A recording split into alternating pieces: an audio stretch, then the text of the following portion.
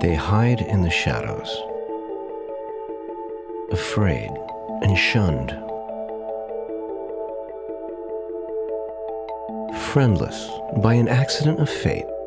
Yet a simple surgery can repair a cleft, change a life.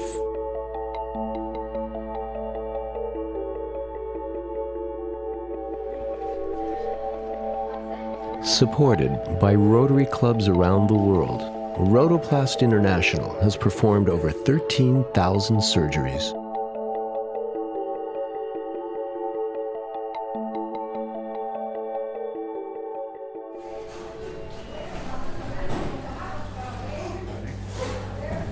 Service above self. This is the motto of Rotary International's more than 1.2 million members.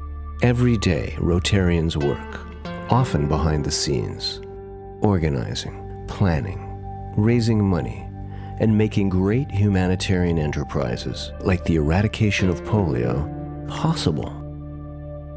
Rotary clubs also support more individual acts of fellowship, like disaster relief, providing shelter, medicine, and food to victims around the world. Sometimes, Rotarians have to roll up their sleeves and get involved in a more direct way. This is the story of 8 Rotarian volunteers from District 5300 who left their families, their jobs, and the security of their homes in the United States to take a very active role in a distant and very troubled land.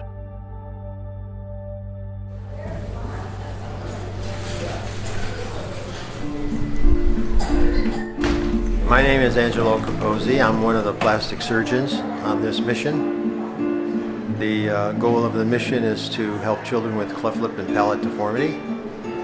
And we had our opening clinic yesterday. We saw over 180 patients, so we're looking forward to a very busy week and helping as many children as we possibly can.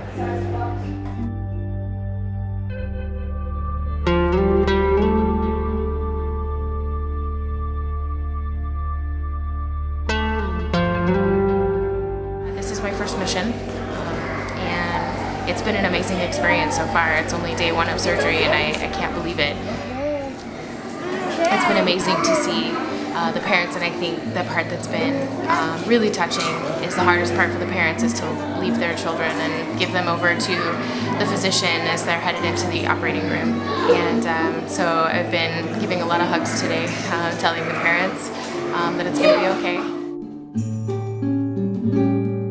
I was there when we came to tell Jacqueline, Anthony's mother, that well, she knew that her son was not going to be able to have surgery. She already knew that. But we were trying to figure out, she lives so far away, and trying to figure out what we could do for her because we needed them to come back on Monday for him to be reevaluated and hopefully have his surgery. So a few of us had talked.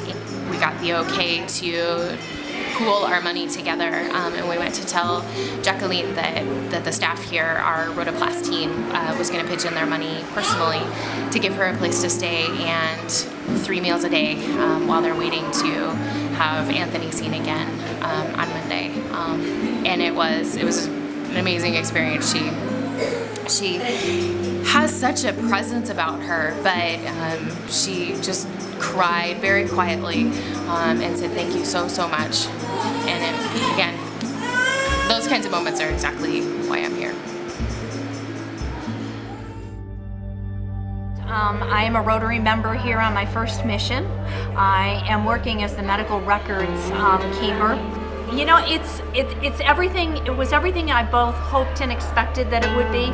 I had you can have a pretty good idea as to what it might be like, but as you watch somebody carry a baby down the hall, or you see a child that's coming back from surgery, it's just so exciting to see, especially when you see the pictures from before and then you see them coming back out afterwards. Or as I sit here, I watch the faces of the moms that are waiting for them, and that's pretty emotional too, to watch the emotions that they go through.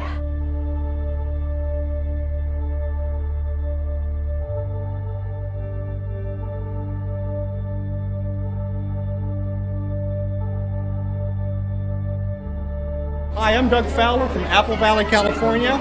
I'm the district governor-elect for District 5300, and I volunteered to come on the Rotoplast mission just about 30 days ago. I was one of the last selectees, and the humanitarian projects Rotary has been involved in for years, and recent participation by me has just been life-changing. So starting tomorrow, I get to start sanitizing all the equipment, so I'm Mr. Sanitizer. Because I'm getting to hear first accounts of a lot of the parents talking to me of the conditions that their children have. They're telling me things like their children are being bullied, or things like children can't socialize in school, or they can't having trouble eating. So I think for me there's a lot of questions that come in firsthand, also because they know that I'm a Spanish-speaking person in the mission. So a lot of parents will go ahead and whenever they get a chance to see me, they just come and want to ask me questions. Sometimes they'll ask me the same questions over and over, and just to make sure that they're being reassured that everything's okay with their children. One of the things is also, especially is having to explain to parents that when children come out of the surgery, that they're still under anesthetic, and that it's normal for them. Once I tell them that it's normal, then they totally get a total sense of relief that their child is okay. Well, yes, absolutely. I don't know how you can see this and deal with this and not be affected in some way, whether you're conscious of it or not. It may be a subconscious thing that maybe you're just a little nicer to people, or maybe you're just a little more appreciative of what you have. When you compare what we have to what these folks have, so maybe we'll have a different relation, and the next time I do something, I want to buy something, I want to, is how important is it? How important is this really to how I grow? The most difficult thing I've had to do is to explain to the parents the first day, the parents of those children that we would be unable to operate on. We had one child that was a very difficult case, just about impossible, and there are limitations as to what could be done. This child had a huge cranial tumor and was, we just couldn't do anything. But the mother was so hopeful, and she still carried that hope in her heart, and you have to be able to talk to her and yet not destroy her life. And it's a positive thing, and I think it's going to inspire a lot of people. What's kind of interesting is that no one in my family volunteers. I'm the only person that's kind of always volunteered my time. Ever since I was in elementary school, I've done something to give back. And I remember my mom, she won't like me telling people this, but she always says, "Why do you do that? Why do you volunteer?" And I said, "Why not?" And I guess some people just don't get it, and some people do. And I'm one of those people that get it, and I can't imagine my life not giving back in some way. Anthony's mother the crew came to me and had asked what she should do, or should she go home. And my first thought was, we need to keep her here, and whatever it would cost, we'll keep her here and feed her and keep her for the whole mission, or however long it takes to till the baby gets at least another chance.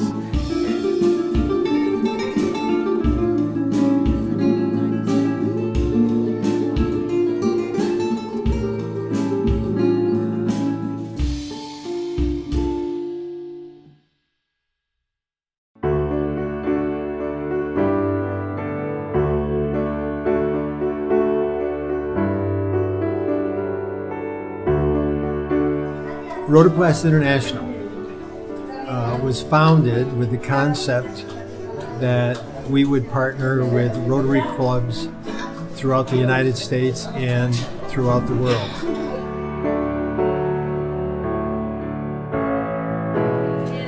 This mission is supported by Rotarians from District 5300, which are clubs in Southern California and extend all the way to Nevada. And these are the people that raise the money that supports our mission. And on every Rotoplast mission, we have 8 to 10 Rotarians that volunteer their time to take part in the mission. Every Rotarian has a job on the mission and is considered an integral part of the medical team. They contribute greatly to the energy that goes into taking care of the patients from a surgical standpoint. And Rotarians are the engine that make Rotoplast run. So without Rotarians, there would not be any Rotoplast.